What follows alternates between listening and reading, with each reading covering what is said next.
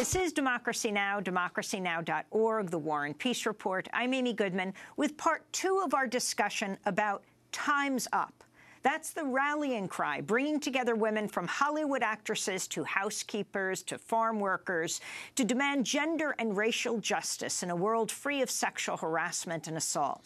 The movement launched last Sunday night at the Golden Globe Awards, where the red carpet went dark, many people dressed in black to show their solidarity with the movement. And it wasn't just actors and actresses. A number of Hollywood stars brought social justice activists with them to the Golden Globes. For more, we're joined by 5 remarkable women who helped launch the Time's Up movement. We're all at the Golden Globes, activists and actresses alike. Here in New York City, Tirana Burke is with us. She is founder of the Me Too movement, established the organization in 2006 to focus on young women who've endured sexual abuse, assault, or exploitation, now a senior director at Girls for Gender Equity. In Chicago, Ai-jen Poo is with us, executive director for the National Domestic Workers Alliance, co-director of Caring Across Generations. In Washington, D.C., Monica Ramirez, co-founder and president of the National Farm Worker Women's Alliance. And in Seattle, Washington, Kalina Lawrence is an artist and activist, enrolled member of the Suquamish tribe, attended Sunday Golden Globes Awards with actress Shailene Woodley, who is joining us as well from France by Democracy Now! Video stream, who is nominated for a Golden Globe for the TV series Big Little Lies. She also starred in the Divergent series Fault in Our Stars and other films. I want to start with Tirana Burke here in New York. I mean, Tirana, the trajectory of your work is quite remarkable. You know, the Me Too hashtag started, and people thought it was actresses who had come up with it, but they had taken and credited you with this whole Me Too movement at the beginning that you started years ago before hashtags. Now, with all of the attention, you ended up dropping the ball, though you've hardly dropped the ball in your life, on New Year's Eve. You went to the Golden Globes for this Time's Up initiative. Talk about how the Time's Up initiative began. Well, Time's Up initiative didn't begin with us. This was something that was created by the women who work in Hollywood.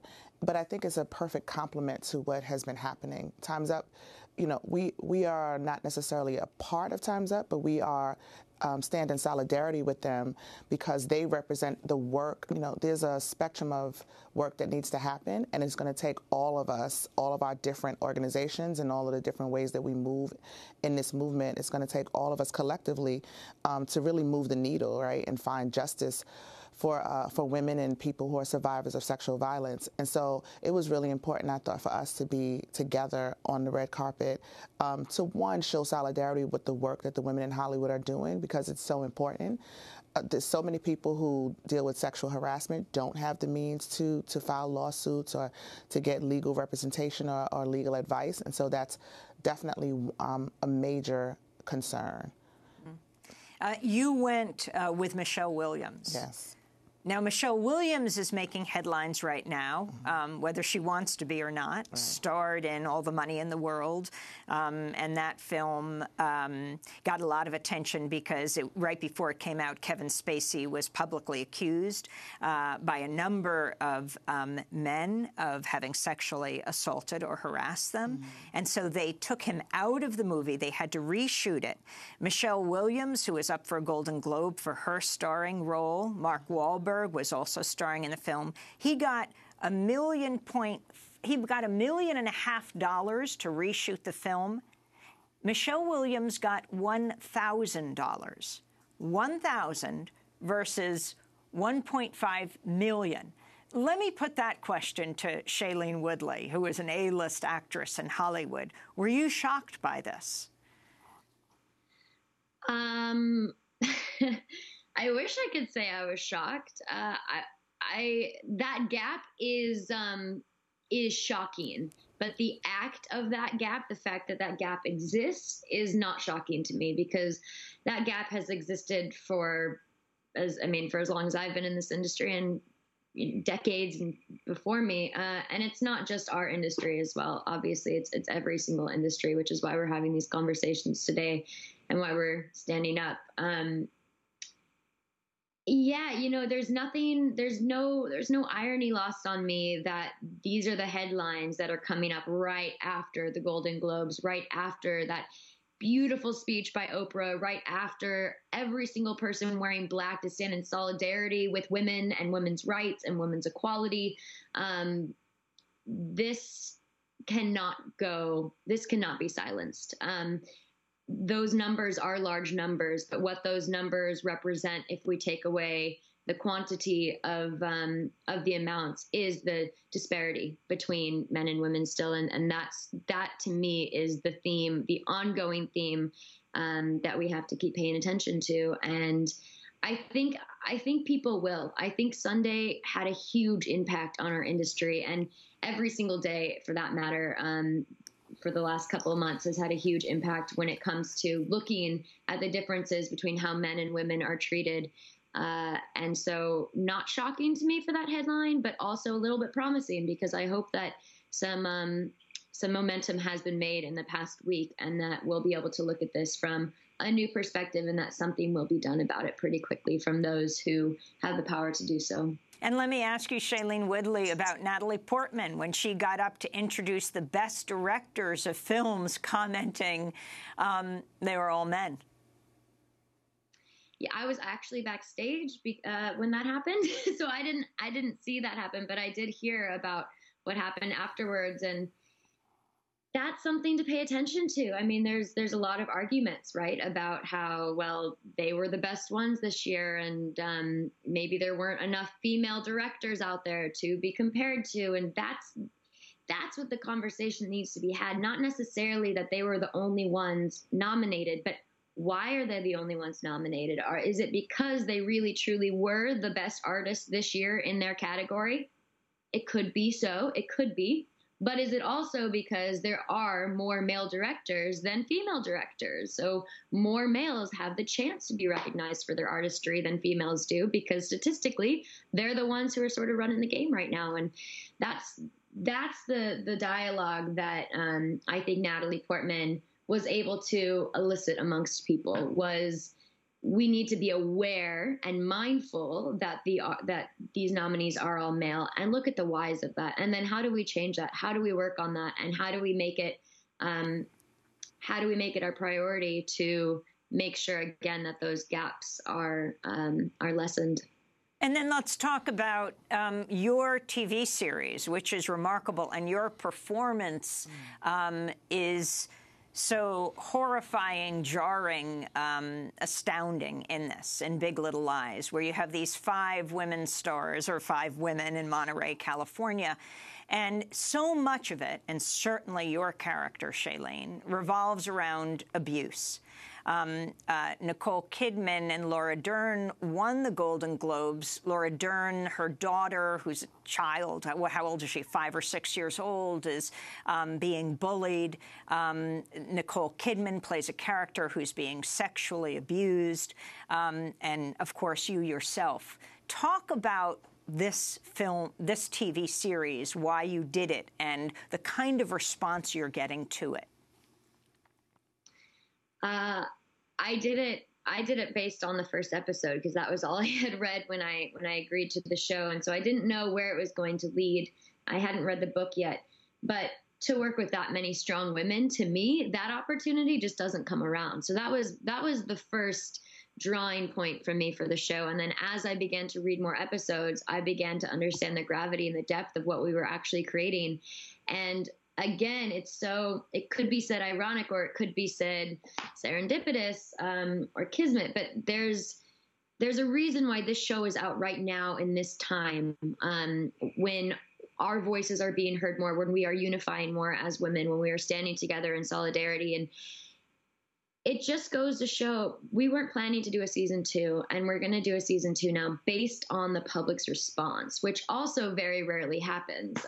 There were no plans to continue the series, but because so many women could relate to this story, and men as well, we're doing a second one. And to me, that shows that the relatability factor of violence is prevalent. The fact that so many people were connected to these characters and to the internal dialogues and the internal psychology of women. First off, we very rarely see anything in film and television where women are allowed to, or where we as an audience are allowed inside the psyches of women and understand the emotional impact and the feelings of what women go through.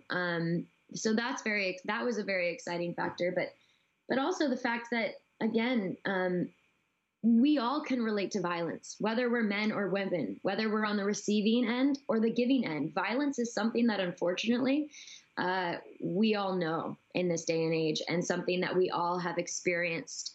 And I feel very honored and very privileged to be in a position to tell a story that's not only something I relate to, but to know that take away circumstance and take away external experience, the underlying emotion of it all is something that all of us can relate to. And to me, that's where the real healing begins, is when we strip away our labels and our divisions and our experiences to be able to relate on an emotional level. That's how we're going to be able to change this world, because we can't agree with everyone. The New York Times headline with the picture of you all kissing the Golden Globes is, "After Globes, women declare success, but what about the men?" Shailene. That's a great question. What about the men and how they felt after the Globes? That's the question of the New York Times. That's the headline. "After Globes, women declare success, but what about the men?" And of course, what this means for all of Hollywood in this post Harvey Weinstein age?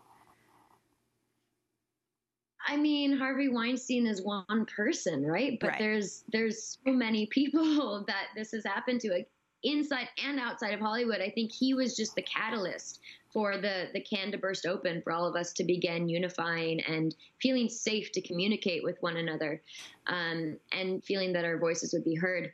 I can't answer the question posed by the New York Times because I'm not a male, but my hope would be that, and actually my experience at the Globes, like I mentioned earlier, it was the first award show where I looked in every single person's eyes and I saw nothing but who they really were. And I saw nothing but what they really wanted to learn and experience and grow towards. And that was beautiful to me. And that occurred with both men and women. So I hope that post-Globes, the men feel as empowered as the women do to use their voices to stand with us, because we need male allies. This is not just a movement by and for women only. This is a movement for women and for men to be able to understand each other on a level that we haven't been able to before, for women and men to be able to communicate in a good way and in a safe way and in an appropriate way that feels good to both parties. So I hope that males have walked away with a new sense of accountability, a new sense of responsibility, and a new sense of allyship. Now, Tirana Burke, you don't usually occupy this world walking the red carpet. And following up on what Shailene Woodley is talking about, perhaps moments of authenticity there, what this means for your work. You've been doing this for years, well over a decade. But this level, this critical moment, this critical mass that has been reached, has it changed your work? Well, it's definitely changed the work. And I had no expectation. It wasn't like a dream of mine to go to the Golden Globes. And I've never felt that my work was connected to Hollywood in that way. But I will say, when Michelle first called me to go to come in, to invite me to go to the Globes, my first question, Michelle Williams, the actress, my first question was why. And we had, a 45-minute conversation. And at the end of that conversation, I realized that it was a genuine invitation. And we had a discussion about, her world and my world. And what I said to her was that I think that this, inviting me is great, and I'm one person that would be on the red carpet. But what would happen if we invited several women, right? There are women who are around the country that I know who are doing this work, who need to be heard, whose voices need to be elevated. And so I learned so much this weekend in this process, and forged new friendships and new alliances.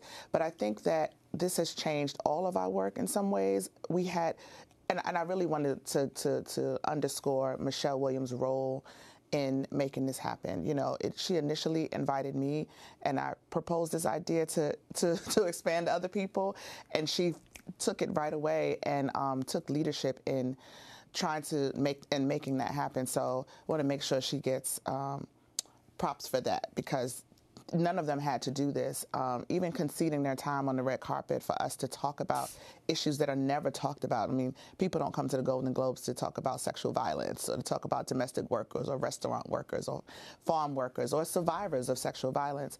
So this has given us all an expanded platform and more visibility, and I know that all of us are committed to using that visibility to expand our work, to talk to more people, to talk to people. A lot of times in our world, we sort of talk to each other, you know, and we spend a lot of time sort of preaching to the choir. We speak to the converted already, and something like being on the Golden Globes gives us a wider audience to speak to people who may not be as invested in the work that we're doing. And so that was the golden opportunity. And how do the young women feel that you work with at this moment with this Me Too movement, as people's voices are being respected? Young women who felt a year ago, perhaps, or is this romanticizing it? Is this saying, no, you're making much too big a deal of this? Do people feel safer to speak out, to name names? You know what? I think that we have to do a better job of including young people in this conversation. I will say that I think because it's on social media and it's a hashtag and there's like a lot of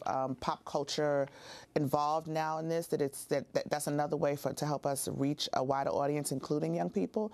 But we definitely have to do a better job of speaking to the issues like sexual harassment in schools that leads to school push-out and things like that. So at Girls for Gender Equity, we certainly do that work, and we are in communication with young people all the time. And so the young people who I talk to are very excited, of course, because they sort of see not just me on television, but talking about things that we talk about in small groups and things like that. But I do think on a national level, on an international level, we have to do a better job of including the voices of young people and the issues that young people face around sexual violence. I want to put the same question to Ajen Poo, who you have been working for decades. You are executive director of the National Domestic Workers Alliance, and then you're on the red carpet with Meryl Streep, who'd actually taken on President Trump before, right, famously last year. President Trump, who himself has been accused of sexual harassment, assault, or misconduct by at least 16 women publicly at this point, and people saw that happen through the past year, and then they also saw him being elevated to President of the United States after these women had spoken out. But can you talk about how this has changed your work? You represent nannies, you represent domestic workers, you represent home health care workers, home aides. What are people saying to you? Is this a kind of magic moment? Has it reached critical mass? What kind of legislation are you getting pushed through? And is legislation the answer? So one of the things about the workforce that I represent is that it is almost defined by invisibility. If you think about it, you could go into any neighborhood and not know which homes are also workplaces. So the work is hidden behind closed doors, and the workers are incredibly isolated. There's no water cooler, there's no HR department. And so the fact that we were able to have this kind of visibility was actually incredibly game-changing. And what you saw on social media is domestic workers all over the country wearing black, taking selfies, posting their own stories on Sunday night. And I think that as organizers, we always talk about how a victory isn't really a victory if nobody feels it's theirs. And what we felt, I think, Tirana, Monica, so many of us who were there, Kalina, is that the women that we're connected to in these kind of webs of networks of women who support each other and have always supported each other, is that we all, such a diverse cross-section of us, did feel connected to that moment of visibility, that breakthrough. And I think there's so much more work to be done. We have to build upon this momentum to really make sure that both the written and unwritten rules change, right? There's so many groups of workers who fall through the cracks of protections, not just in terms of assault and harassment, but all kinds of protections that ensure that we can have dignity and respect at work. I think what we saw with Michelle Williams was something that's endemic to our entire economy, where women's contributions and our lives are devalued. And in order for that to change, there's got to be this ongoing groundswell, right, across industries, across communities, that is about changing both our culture and our practices, how we treat each other, how we value each other, how we listen to each other and recognize each other's humanity, and policies. So we're looking at a whole sweeping reform of policies that protect women and all people from harassment in the workplace. And we're going to be working really closely with the farm workers on that piece as the two groups of workers who's been the most systematically excluded from our labor protections. So stay tuned for more on that front. And before we go back to Monica Ramirez, I wanted to go back to 2011. We're talking about this magic moment, this critical mass that has been reached in 2017-18. But let's go back to 2011. A New York hotel maid, Nafissatou Diallo, accusing the former IMF chief and possible, well, at the time, future French president, it was believed, Dominique Strauss-Kahn. She accuses him of attempting to rape her, of attacking her. This is Diallo, an immigrant from the African nation of Guinea, speaking out. She said the case has taken a huge personal toll, but she was determined to bring it to light. Then I promise her I'm going to be strong for you and for every other woman in the world. What happened to me, I don't want that to happen to any other woman, because this is just too much for me. It's too much for me and my daughter. And I'm here to thank everybody. I've been receiving a lot. People support me. I want to thank everybody. I thank everybody.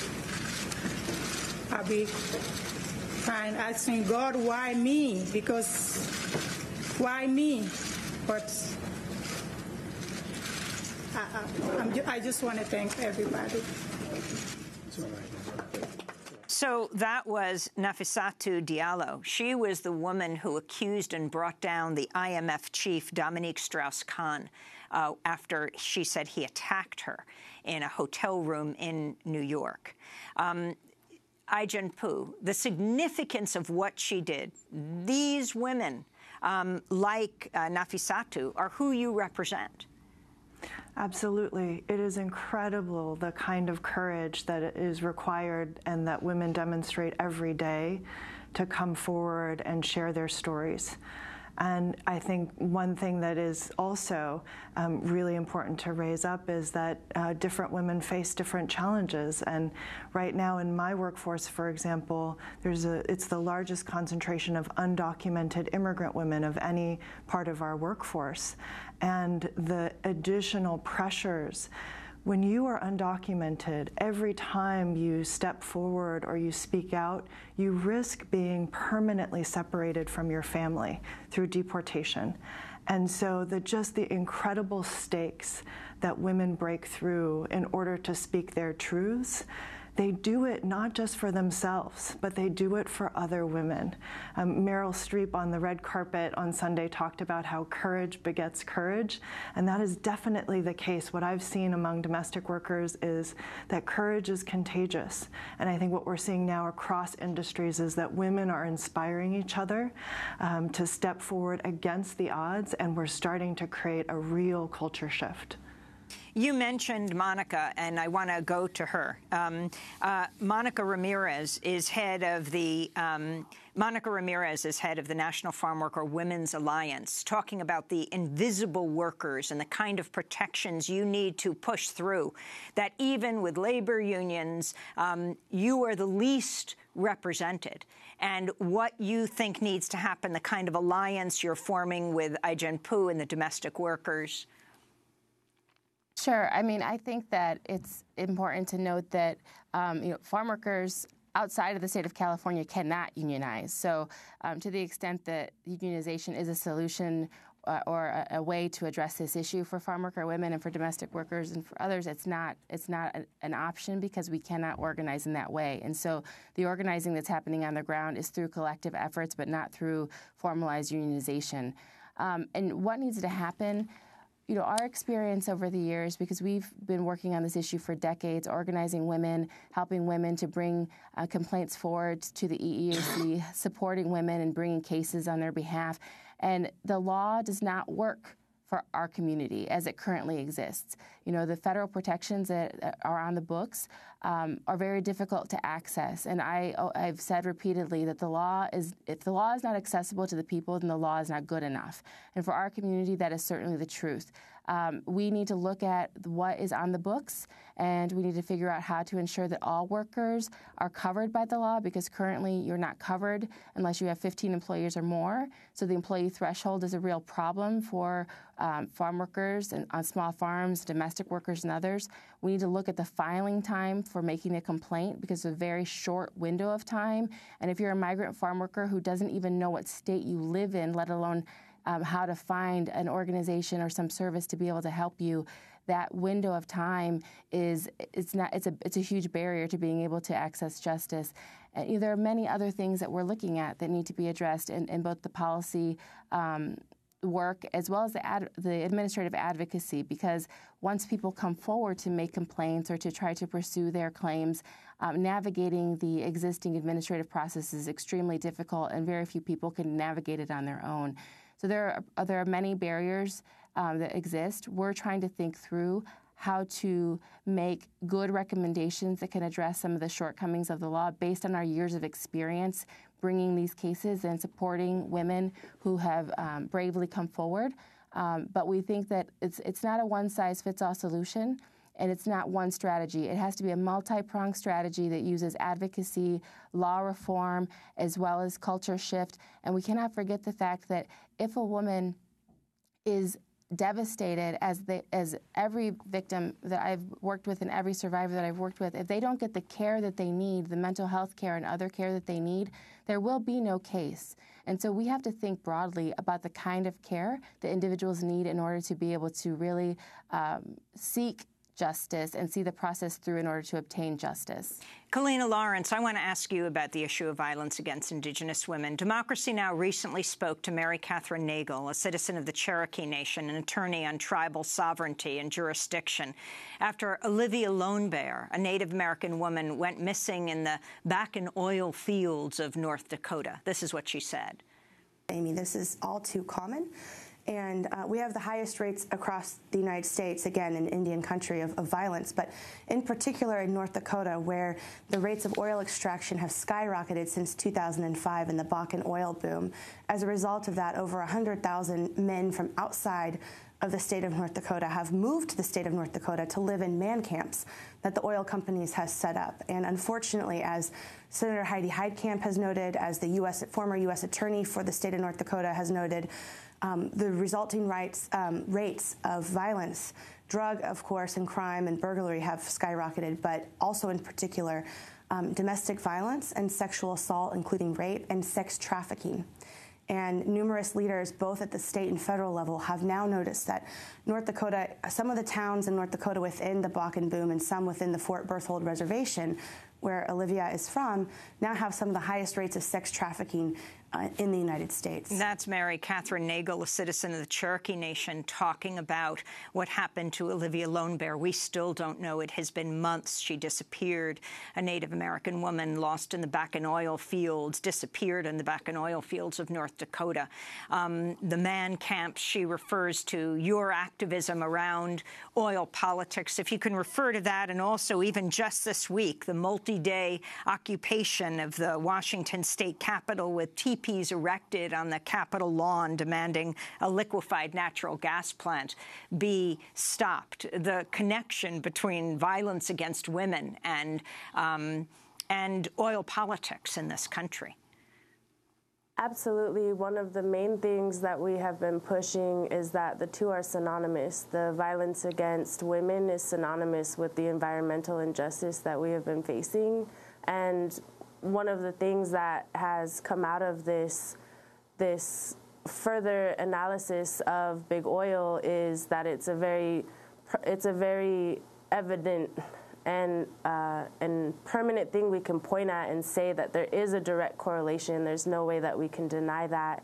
So the fact that so many of us have to do both the work against violence and the work in fighting for our land and to preserve our landscape, our resources, our direct sources of life like water and all of our non-human relatives who contribute to the entire life cycle of more than just humanity is something that we continue to push as a narrative, and really recognizing this importance of combining, right? Combining so much of the work that we do. I often talk about the fact that Native people are at an intersection, right? So the reason that I advocate and have to fight for so many different causes is because I'm impacted by all of them. And so when we can find a way to make those correlations and strengthen our need to be included and our need to be recognized, it really shows that as soon, one of the main things that has come from these incredible women, the activists who I was just honored to stand beside and learn from at the awards is the fact that we can come together and find ways to advocate for each other. And I just have to mention, I'm only 24 years old and I'm still learning so much. And for me, a lot of the women that we're talking to today and the women who were at the Globes, they're my role models, right? They're people who I look up to in organizing, and the fact that I'm learning so much from them helps me to figure out how to better not only represent but work in the streets and in the communities. And one of those ways is I've been participating in the No LNG 253 fight with the Puyallup tribe and the citizens of Tacoma, who are indeed fighting this 8 million gallon liquefied natural but fracked gas facility with a 3.5 mile blast zone. And LNG is very deceiving, right? The idea of natural gas is that if it's fracked, there's a community somewhere, most likely a Native community, who is suffering from those repercussions, right? But also, what do we do? What do we do when it explodes? They have previously built a similar facility and it has exploded. And so now you're violating the supreme law of the land, which all treaties in the United States are the supreme law of the land. And so anytime that any big oil or any corporation is not in communication with Native tribes, you are violating and breaking the law. And besides that, there are non-human relatives who are at stake, are the quality of our water, our salmon, our killer whales, just so many different vital parts of the cycle of life are at risk for what, right? We know that there are more sustainable ways to live, and so this, similar to Standing Rock, where the facility is continuing to be built without permits and without consent and proper communication with tribal leadership for government to government sovereign rights. And because of this, it's an ongoing attack on our legitimacy, but also on Mother Earth and all of the sources that we need in order to exist and preserve and persevere. So there is a direct correlation between environmental injustice and violence against women, and until we can really sit down and continue conversations like this that address that reality for the most marginalized, the most vulnerable, which in my experience is Native American women and LGBTQ and children. Now that we're included in the conversation on this level and we are able to continue to build, to use tools and build, we have a real shot at redefining our humanity and redefining how we exist and coexist with Mother Earth. I want to thank you all for being with us, and I want to end where we began part one of this discussion, which people can check out at democracynow.org with Tirana Burke, who ushered in the new year by, was it actually dropping the ball or pressing a button? Describe the experience on New Year's Eve and the metaphor of this for whether this is launching a new era. But describe exactly what happened here in New York when the world was watching 1 million people crowded into sub-freezing weather in Times Square.